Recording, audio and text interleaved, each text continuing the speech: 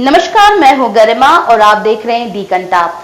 BJP सांसद मनोज तिवारी ने बिहार विधानसभा चुनाव की जनसभा पर जाने से पहले दिए एक इंटरव्यू में आरजेडी के तेजस्वी यादव को कहा अपनी हद में रहे और तेजस्वी यादव को खुली डिबेट की भी चुनौती दी।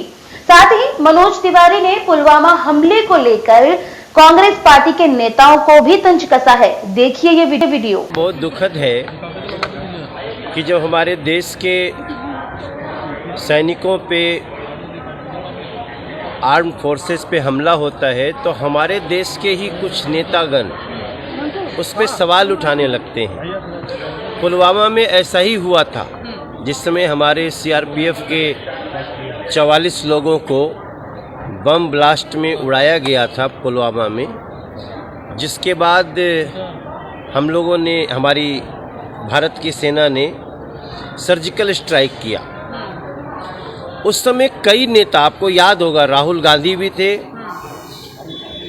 दिल्ली के मुख्यमंत्री अरविंद केजरीवाल भी थे। वो सीधे ये कहते थे कि ये भारत की सरकार पे ही सवाल उठाते थे। और अभी खुलासा हुआ संसद में, वहाँ के सांसद ने कहा कि हमने घुस करके मारा भारत को, भारत के सैनिकों को मारा। अब प्रधानमंत्री जी का कहना वाजिब है कि मोदी जी का विरोध करते करते आप लोग देश के सैनिकों का विरोध करने लग रहे हो, आप लोग देश का विरोध करने लग रहे हो।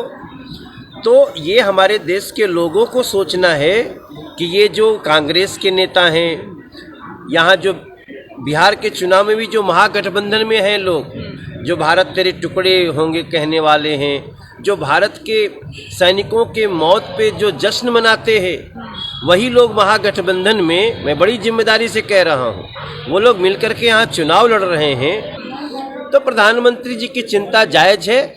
बिहार की जनता को, देश की जनता को इसका चिंतन करना चाहिए कि ये नेता कैसी नीयत रखते हैं जो मोदी जी के अगेंस्ट है। सर, एक ओवैसी की पार्टी वाले हैं जो कैंपेन कर रहे हैं, उन्होंने कल बोला है कि मुस्लिम्स के खिलाफ अगर कुछ भी, प्रॉफिट मोहम्मद के खिलाफ कुछ बोला जाएगा तो उन लोगों की गर्दन काट दी जाएगी। ऐसे जो ओवैसी की पार्टी है जो बिहार में ही कैंपेन कर रही है। अब आप इसी भाषा से समझ लीजिए, वो सिर्फ कह नहीं रहे हैं, ये लोग सड़कों पे दिखा भी रहे हैं।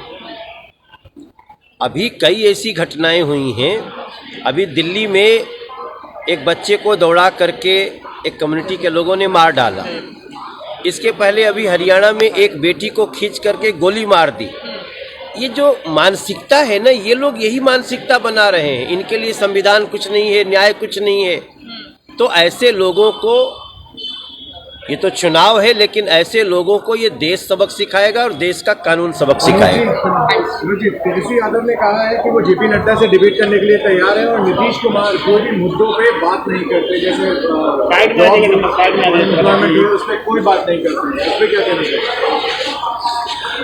अब देखिए, सबको अपने स्तर में ही बात करना चाहिए।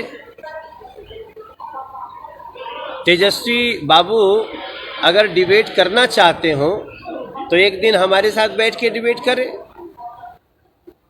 तेजस्वी बाबू कहते हैं ना कि हमारी सभा में इतने लोग आए, तो हमने भी सभा दिखा दी अपनी।